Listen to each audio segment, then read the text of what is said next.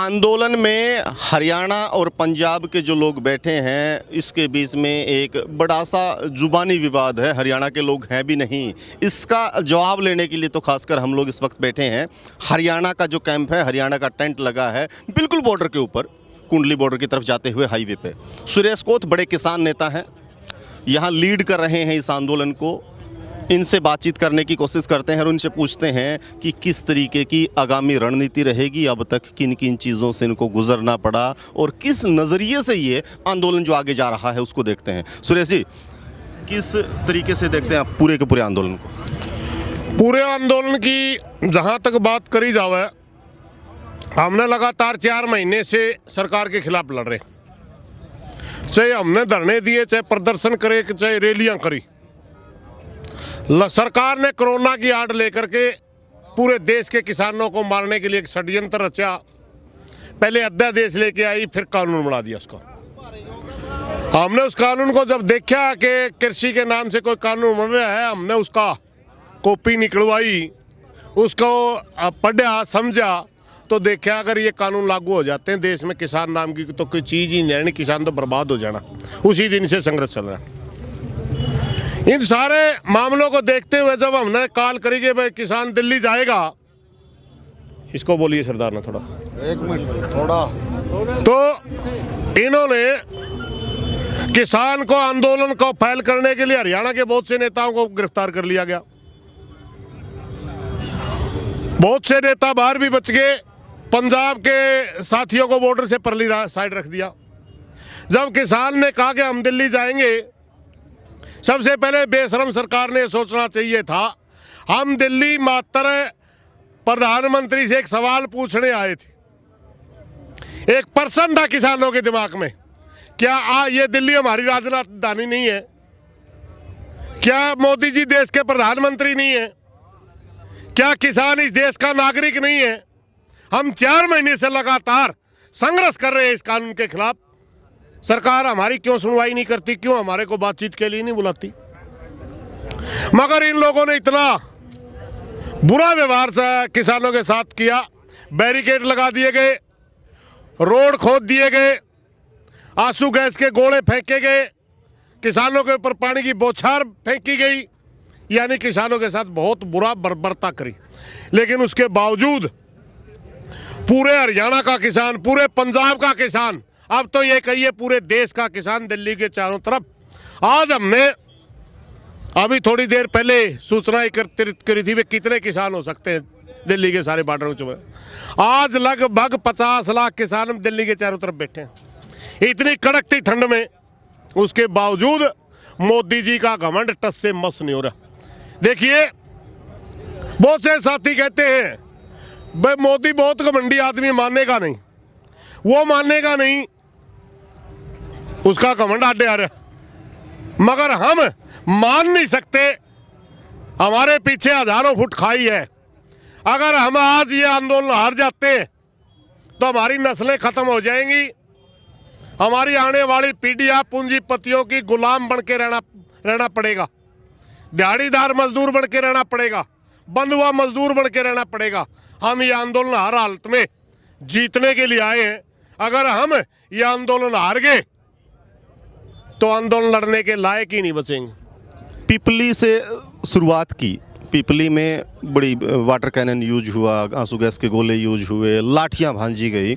मुख्यमंत्री आकर के कहते हैं कि जी नहीं, कुछ नहीं हुआ है, उसकी जांच मैं कर चुका, मैं बोल रहा हूँ ना, ख़त्म हो गया। आप वहाँ थे, असल में पूरा मामला था क्या? किस नज़रिए से देखते हैं इस पूरे के पूरे प्रकरण को? पिपली के अंदर मात्र एक रैली रखी गई थी किसानों ने अपनी बात रखने के लिए। इन लोगों ने किसानों को बीच में रोकने के लाठियां चलाई। एक बुजुर्ग का पैर भी टूट गया, कईयों के सिर फूटे।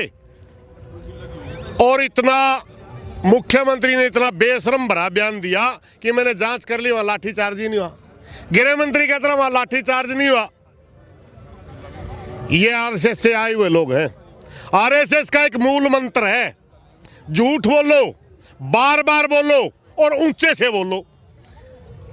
ये अपने मूल मंत्र के ऊपर काम कर रहे हैं। सच्चाई ये है, इन्होंने पीपली के अंदर लाठी चार्ज किया, इन्होंने सिरसा के अंदर लाठी चार्ज किया, इन्होंने अब ये जो आंदोलन चल रहा है, जब दिल्ली कूच किसान आ रहा था तब भी इन्होंने वाटर कैनन का इस्तेमाल किया, वासु गैस के गोले का इस्तेमाल किया। ये बड़ा बेशर्मी के साथ किसानों के साथ पेश आ रहे। अभी मैं वार्ता ही बात बताता हूँ, हमारी 2-3 बार वार्ता हो चुकी है, वैसे तो दौर गिन रहे पता नहीं किसके।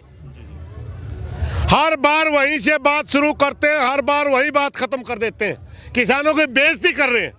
किसान नेताओं को बुलाते हैं, वहीं से बात शुरू करते हैं, वही बंद कर देते हैं। ये आदमी किसानों को मूर्ख समझते हैं, किसानों को पागल समझते हैं, कहते हैं हम किसानों को समझाएंगे। हमने 20 बार इनको एक बात कह ली कि आप अपने भारत सरकार का सबसे पढ़ा लिखा मंत्री, मोदी तो अपने आप में ज्यादा सियाना समझता होगा, हालांकि है तो कुछ नहीं हूं, गौतम बामन जी सौदा कुछ नहीं हूं, नकली डिग्री ले रहे सारे। मगर अगर अपने आप में सियाना ये समझे, या इसका कोई सबसे पढ़ा लिखा मंत्री, सबसे पढ़ा लिखा अफसर टेबल पर बैठाए, जनता वो डिबेट देखे, इंतजाम करिए पूरे देश का किसान देखे, और हमारे बीच से कोई भी मामूली सा किसानों का कार्यकर्ता उस डिबेट में बिठाइए। इनका वो पढ़ा लिखा आदमी बिल लेकर के बैठ जाए, एक लाइन भी अगर वो साबित कर दे इन तीनों बिलों के अंदर एक लाइन भी किसान हित में हो, और हमारे किसानों का एक छोटा कार्यकर्ता हम भेजते, हम साबित करके दिखा देंगे ऑन टेबल कि ये इसमें एक लाइन, एक अक्षर किसान विरोधी है। मैं आपको एक छोटी सी बात बताऊं, जब मंत्रियों के साथ डायलॉग चल रहा था, मंत्री खुद मजबूरी जाहिर करता है, अगर हम इस बिल को वापस ले लेंगे तो उद्योगपति क्या कहेंगे।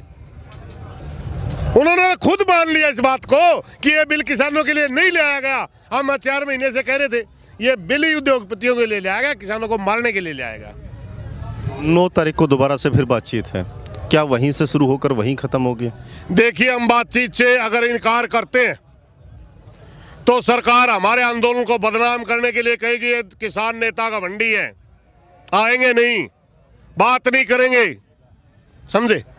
मगर हमने अपनी नीयत साफ कर रखी है, बात के लिए बुलाइए, बेशक बुलाइए। यहाँ इसमें तो 500 संगठन शामिल हैं, हम 50-40 लोगों को क्यों भेजते हैं? वो इसलिए चलो कोई जाओ, कोई बात नहीं। लेकिन सच्चाई ये है, किसान की ये मांग है कि संसद सत्र बुलाइए, तीनों काले कानूनों को रद्द कीजिए, एमएसपी के ऊपर खरीद की गारंटियां कानून लाइए, बिजली का जो आप कानून बनाया उसको वापस करिए, और जो पराली के ऊपर आप लोगों को दंडित करना चाहते हैं उसको वापस करिए। इनसे कम किसान को मंजूरी नहीं है कुछ, बातचीत हो ना हो। हम तो माइक पे सीधे बोलते हैं, ये समझौता बंद कमरे में नहीं होगा। इसका मतलब यही है, अब हमारे को बात को बुलाओ ना बुलाओ, हमारी तो यही बात है, संसद बुलाओ और जो किसान चाहता वो कानून पास करो। अलग अलग दिन अलग अलग तरीके के विरोध के तरीके आप अपनाते हैं, जैसे कि आज ही है अवार्ड वापसी की बात हो रही है, या फिर कल भारत बंद की बात है। क्या लगता है कि इस तरीके की जो एक्टिविटी है वो सरकार पर दबाव बनाने में कामयाब होंगी, या फिर जो दिल्ली की तरफ आप एक घेरा बना करके दम घोटने की इन राजनेताओं की कोशिश कर रहे हैं वो जा करके उनको मजबूर करेगा रोड पर आकर किसान की बात को मानने का? देखिए, किसान सड़कों पर बैठा है, जो अवार्ड वापस कर रहे, हमारे खिलाड़ी भाई कर रहे, हमारे फौजी भाई कर रहे, वो हमारे समर्थन में कर रहे, वो ये कर रहे हैं कि हम किसानों के बेटे हैं, वो अपना फर्ज अदा कर रहे हैं। अगर कोई पहलवान अवार्ड वापस कर रहा है तो किसान के घर से उसने दूध घी खाया, अगर कोई फौजी अवार्ड वापस कर रहा है तो किसान के घर में पैदा होकर के पढ़ लिख करके काबिल बन के फौजी बना, तब अवार्ड लिया, तब वो कर, वो अपना किसानों का के अपने भाईचारे का फर्ज अदा कर रहा है, वो आंदोलन का हिस्सा हो सकता है। वो अपना एक रोष जाहिर कर रहा है सरकार से कि बेशरम आदमी ये अपने दर्द में कर रहे हैं, वो ये जाहिर कर रहे हैं मोदी को, ये बता रहे हैं आप बेशरम आदमी हो, बेशरम। ये किसान है, ये अलगाववादी नहीं है, ये खालिस्तानी नहीं है, ये भारत माता के सच्चे सपूत है। अगर सबसे बड़ा देशभक्ति से भारत के अंदर है तो किसान है। किसान के अगर 2 बेटे पैदा होते हैं किसी घर में, एक खेती करता है, दूसरा सेना में जाके नौकरी करता है, देश की रक्षा करता है। ये आंदोलन के हिस्से होते हैं। कल जैसे भारत बंद की बात है, भारत बंद हमने इसलिए करना पड़ा, सरकार हमारे किसानों के आंदोलन को छोटा समझती है। कहती है हरियाणा पंजाब का किसान बैठा है, पश्चिमी उत्तर प्रदेश का किसान बैठा है। अरे रेल ट्रेन बंद है, अगर ट्रेन बंद ना होती तो हम दिखा देते आपको यहाँ कहाँ का किसान है। नहीं, हरियाणा पंजाब ही नहीं, सबसे पहले तो हरियाणा के तो किसानों को मानने से मना कर दिया। उससे पहले पंजाब के किसान थे, उनको बताया कि कांग्रेस के कार्यकर्ता हैं। मैं आपको बताता हूँ, उसी पर आ रहा हूँ। कल हमने भारत बंद इसलिए बुलाया कि कल इस आंदोलन के समर्थन में देश का कोई कोना नहीं बचेगा जहां भारत बंद नहीं होगा। एक बात। दूसरी, हरियाणा का मुख्यमंत्री कहता है, पहले दिन हमने जवाब दिया था उसको कि हरियाणा किसान नहीं है, हम साथ थे, हम बाहर से आए हैं क्या। मनोहर लाल पाकिस्तानी को हमने जवाब दिया था, याद करिए मुख्यमंत्री, हरियाणा किसान की बेइज्जती मत करिए, हम हरियाणवी थे, हैं, रहेंगे, कई हजार साल से हमारे बुजुर्ग यहाँ हैं। मगर मनोहर लाल पाकिस्तानी को आज भी बनियानी के अंदर मनोहर पाकिस्तानी के नाम से जाना जाता है। आप हरियाणवी नहीं है, आप पाकिस्तानी हैं। हरियाणा के आदमी की बेइज्जती आप कर रहे हैं, आप हरियाणवी नहीं है। जो आप कह रहे हैं मुख्यमंत्री के बारे में पाकिस्तानी, इसी बात को कल मुद्दा बनाया जाएगा, बोला जाएगा कि ये लोग वर्गीकरण करते हैं, ये लोग जात पात की राजनीति करते हैं। ये लोग खुद हरियाणा के अगर मूल हरियाणी की बेइज्जती करेंगे, हम उसका माला डालेंगे क्या। इन्होंने हमारे का पता नहीं था, वाटर के जितने बॉर्डर, शंभू बॉर्डर से लेकर के हम यहाँ कुंडली बॉर्डर में बैठे हैं, जितने आपने नाके लगाए कि हरियाणा किसान ने तोड़ा सारा नाका, वो पाकिस्तानी थे, इजराइल के थे, चाइनीज थे। हरियाणा का कृषि मंत्री कहते हैं पाकिस्तान से संबंधित इशारा मिला हुआ है, चीन से मिला हुआ है। हमारे तो कोई संपर्क नहीं है, हमारे तो टेलीफोनों से वो निकालवा के देख लो कहाँ बात होती है हमारी, उनका संपर्क होगा। इनका प्रधानमंत्री नवाज शरीफ के बगैर बताए रोटी खा के आया था, इनके होंगे संपर्क, ये होंगे विदेशी संपर्क में। हम किसी से विदेशी संपर्क में नहीं, हम हमारे भाईचारे से संतुष्ट हैं, हम यहीं से मूल निवासी हैं यहाँ के। वर्गीकरण करता है तो इनका खुद मुख्यमंत्री करता है, क्यों करता है हरियाणवी आदमियों की बेइज्जती, उसने खुद सोचना चाहिए। वो तो नारा ये देते हैं, हरियाणा एक हरियाणवी एक, फिर हम हरियाणवी नहीं दिखते उसको, कहाँ देते नारा हरियाणवी। वो हरियाणा, अगर वो हरियाणवी को हरियाणवी मानता तो ये बयान ही नहीं देता कि हरियाणा किसान नहीं है। वो ये पाकिस्तान से आए, हमने इनको भाई बना के बसाया, इज्जत दी, आज प्रदेश का मुख्यमंत्री भी है, इज्जत दी तभी तो है। मगर ये हमारे को पहचानने से इनकार करते हैं, आज दिल नहीं पक्का, जी काल नहीं पाता क्या हमारा। हमने इनको सिर पे बिठाया, हमारे को लात मारते हैं, हमारी बेइज्जती करते हैं, बेशरम लोग हैं हम। अब आगे क्या? आगे क्या, हम आंदोलन लड़ रहे हैं, लगातार लड़ते रहेंगे। हम अपनी संख्या के बलबूते पर, हम अपनी रणनीति के बलबूते पर इस सरकार को हर तरह से झुकाएंगे और किसान को उसका हक दिलवाएंगे। कोच साहब, जो अब तक इस आंदोलन को देखा जाए, लगातार 10-12 दिन हो गए हैं, जो बातचीत चल रही है या जिस तरीके की एक्टिविटी हैं, जो पुलिस फोर्स इन चीज़ों को डिप्लॉय करने की ये कोशिश कर रहे हैं, लगता नहीं है कि सरकार किसी भी तरीके से मूड में है कानूनों को वापस लेने के। जैसा आपने कहा, किसान और नेताओं से हमारी बात हुई, उनका भी ये मानना है कि कृषि मंत्री के मुँह से निकला है कि आज आप आंदोलन कर रहे हो वापस करने के लिए, कल अडानी और अंबानी आएंगे दोबारा से इनको बनाने के लिए, हम कहाँ जाएँ। ये सरकार अडानी अंबानी के कहने से चली गया। अडानी अंबानी 1% लोग नहीं होंगे, 2 व्यक्ति होंगे। अगर भारतवर्ष के अंदर देखा जाए, आज भी सबसे बड़ी कम्युनिटी किसान है। दूसरा, इनके 3 कानूनों के अंदर एक बिल तो पूरी जनता में लागू होता है, जमाखोरी का। आज अगर किसान और मजदूर को मिला दिया जाए तो ये संख्या 125 करोड़ बैठती है। जमींदार और जमादार एक हो जाए मतलब। अरे दोनों को ऊपर इफेक्ट कर रहा है नया कानून, अकेला नहीं है ना। हमारी लड़ाई क्या है, हमारी लड़ाई क्या है कि हमारे से अगर 20 रुपये किलो गेहूँ सरकार खरीदती है तो 25 रुपये किलो आटा मिल जाना चाहिए बाजार में। और सरकार की लड़ाई क्या है, किसान से 15 रुपये किलो खरीदो और आम आदमी को 200 रुपये किलो बेचो, अडानी अंबानी। ये लड़ाई है, और क्या लड़ाई। ये 1 करोड़ रुपए के जुर्माने पराली पर, क्या सच में ही बेवकूफ़ लोग हैं जो वहाँ बैठे हैं? कोई समझदार आदमी प्रधानमंत्री के आसपास नहीं है क्या?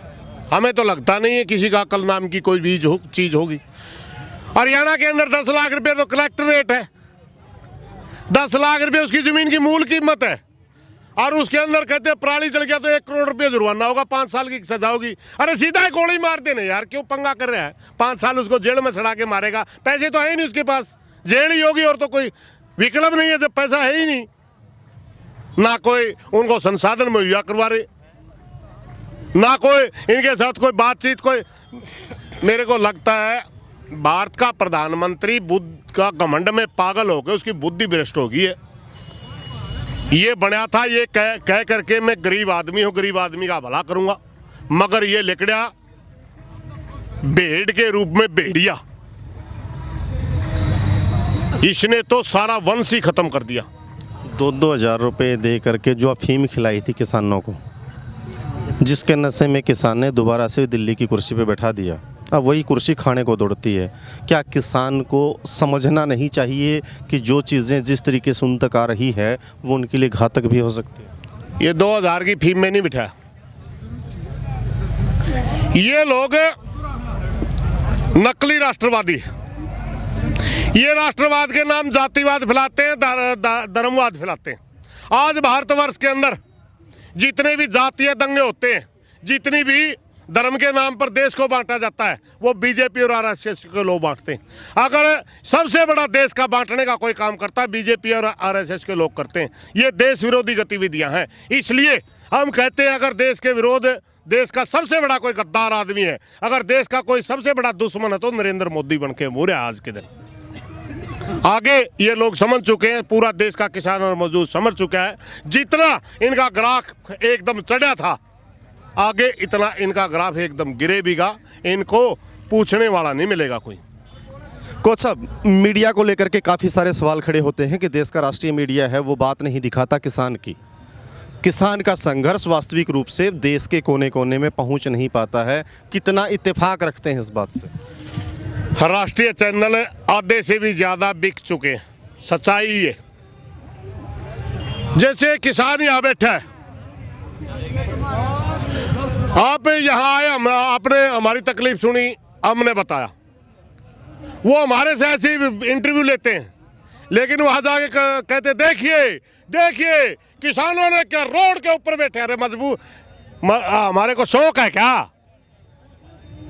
वो बेशरम लोग, एक चैनल वाला तो इसे कुत्ते की तरह भोंकता है, वास्तव में है कुत्ते का बीजो, आर बार पे बैठता साला।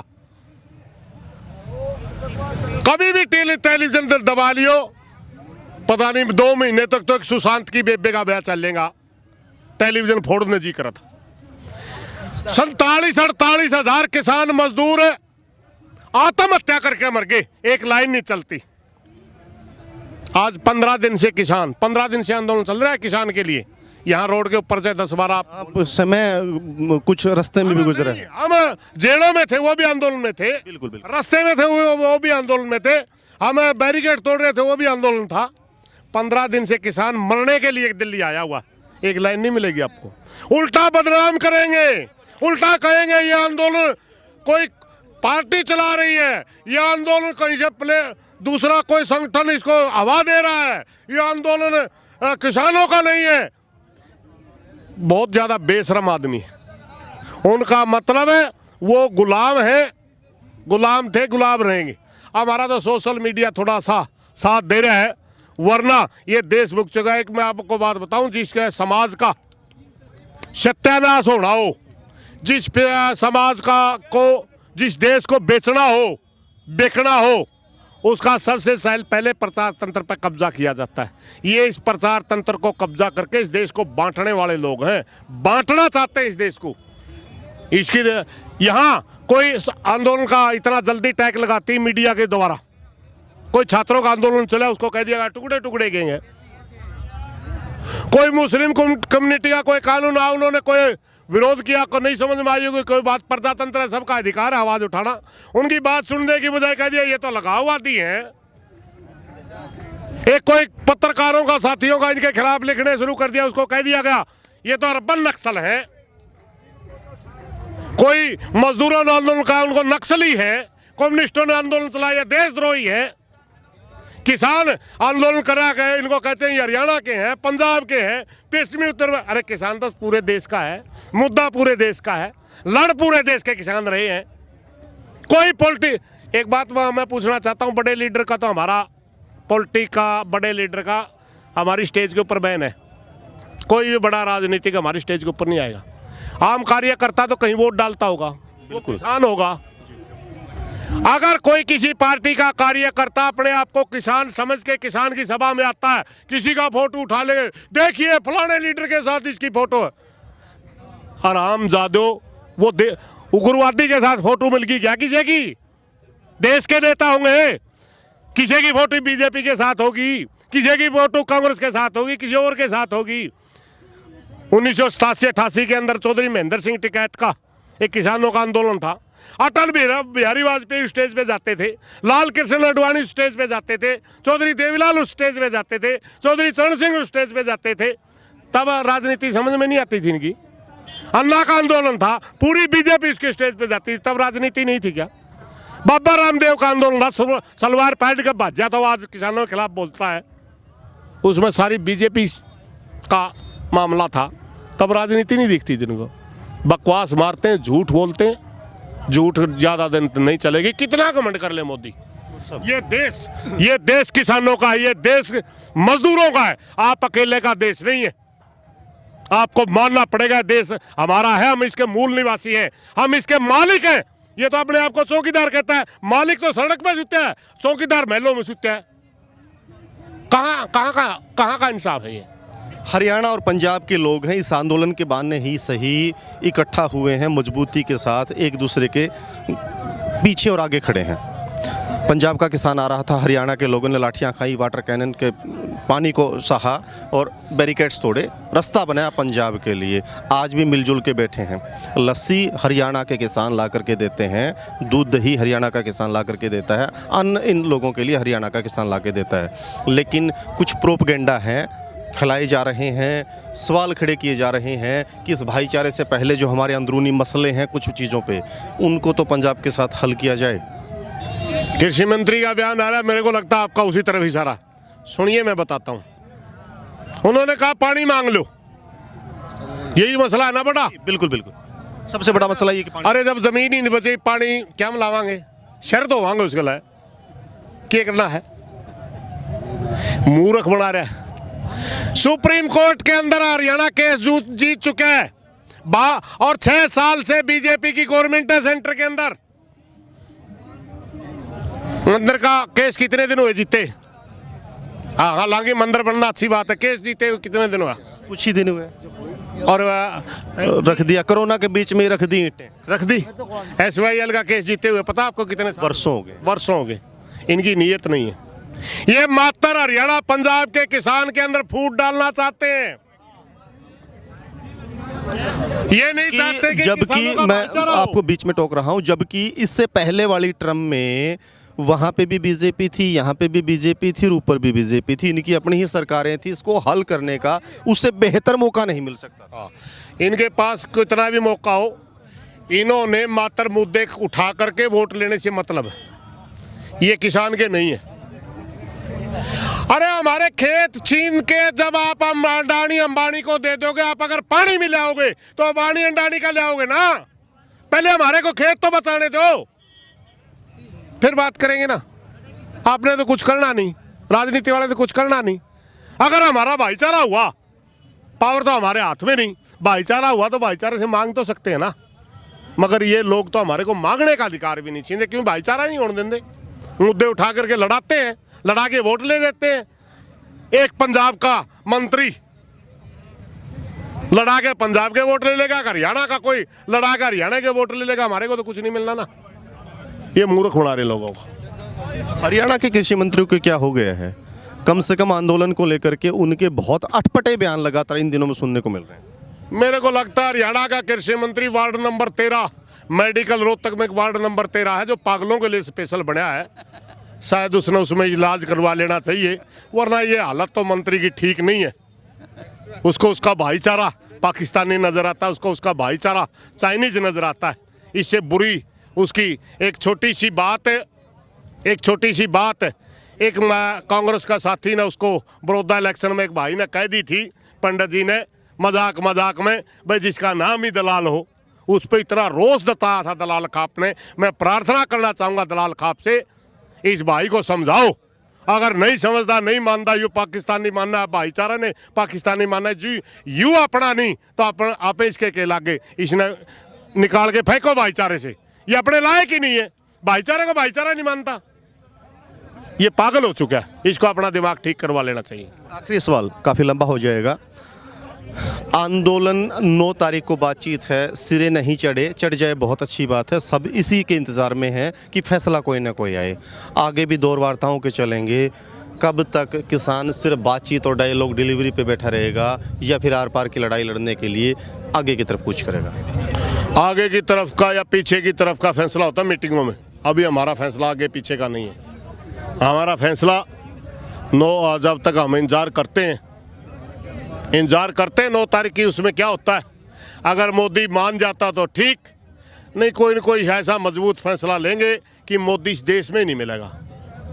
ये संसद हमारी है, ये जो आप रायसीना हिल पे बैठे हैं ना, ये किसान मजदूरों के, तो इसके बाप की नहीं है मोदी की, ये हमारी है, हम इस पे ही कब्जा कर लेंगे। उन्होंने कहा है कि नई बना ली है हमने, उद्घाटन भी होना है। ज़मीन हमारी है, 99 साल के पट्टे पे ली थी किसान पे, 99 साल पूरे हो चुके हैं, हमारी है ज़मीन, है रायसीना गांव की।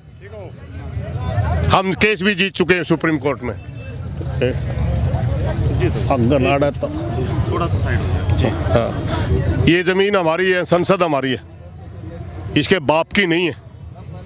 राज आनी चानी चीज़ हो अगर आज है कल नहीं होगा, मगर हम किसान थे, किसान ही रहेंगे, हमारा तो कोई चरित्र बदलने वाला नहीं। ये एक संदेश है कि बिल्डिंग ही नहीं, ज़मीनें भी नहीं ढूंढो।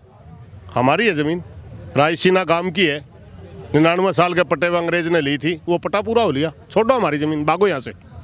बहुत बहुत शुक्रिया आपका।